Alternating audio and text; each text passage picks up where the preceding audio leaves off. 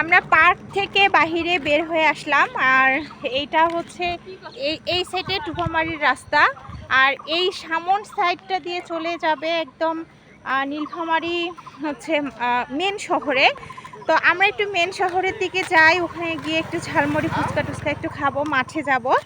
আর ফুচকা মনোর ভাইয়ের দোকানে যাব, সেটা মাঠে কিন্তু না, মাঠ থেকে আরেকটু বাহির সাইডে যাইতে হবে। তো আপনারা আমাদের সাথে থাকেন, ভিডিওটা এনজয় করেন।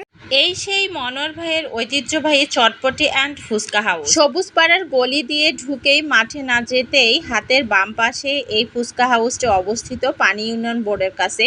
যারা নীলফামারীতে থাকেন তারা অবশ্যই মনোর ভাইয়ের ফুচকা খেয়েছেন বা জানেন মনোর ভাইয়ের ফুচকার দোকানটা কোথায়। আমি জানতাম না, অনেক খোঁজ খবর নিয়ে অনেক খোঁজাখুঁজির পরে এই দোকানটা আমি খুঁজে পাইছি। কারণ মনোর ভাইয়ের দোকানটা আগে এখানে ছিল না, ওরা আগে ছোট পরিসরে কাজ করেছিলেন মাঠে। আর মাঠে একটা ভ্যানের মধ্যে ফুচকা নিয়ে ওদের বিজনেসটা শুরু করেন। মনোর ভাই, আনোয়ার ভাই, এরা দুই ভাই। আনোয়ার ভাইয়ের সঙ্গে সম্পর্ক অনেক ভালো ছিল। আমরা যখন কলেজে পড়েছিলাম, আমি 2009 সালের এসএসসি ব্যাচ, আর 11 সালের হচ্ছে এইচএসসি। 11 সালের পর থেকে টানা 2 বছর আমরা সবুজ পাড়ার গলি দিয়ে হেঁটে যাই মহিলা কলেজে।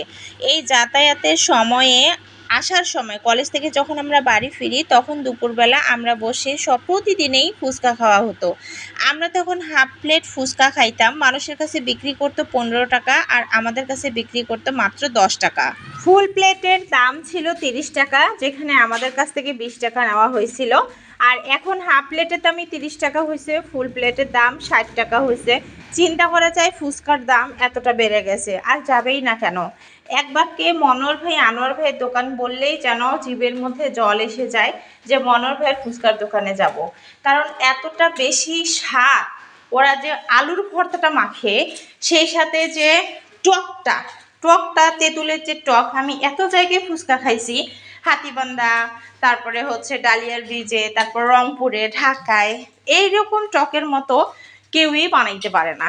বিশ্বাস করেন, এই ফুচকাটা যে কি মজা, একবার না খেলে আপনারা বুঝতেই পারবেন না। এখন আর ফুচকা সেভাবে খাওয়া হয় না, যখন আমি নীলফামারীতে আসি তখন খাওয়া হয়, তাও প্রত্যেকবারই খাই না। যখন মনে হয় যে একটু ফুচকা খাবো, তখনই চলে আসি নীলফামারীতে।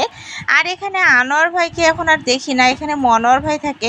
সবচেয়ে মজার বিষয় হচ্ছে, আমরা যাকে এতদিন মনোর ভাই নামে চিনতাম, তিনি আসলে আনোয়ার ভাই, আর যাকে আনোয়ার ভাই নামে জানতাম, তিনি আসলে মনোয়ার ভাই।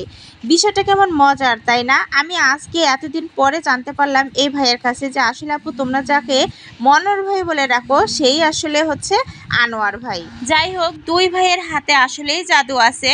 মনোয়ার ভাই যে নিউজটা আমাকে দিছে, আনোয়ার ভাই নাকি বাসায় বসে এখন এই ফুচকা তৈরি করে, আর মনোয়ার ভাইয়ের দায়িত্বে আছে এই ফুচকাটা সেল করা।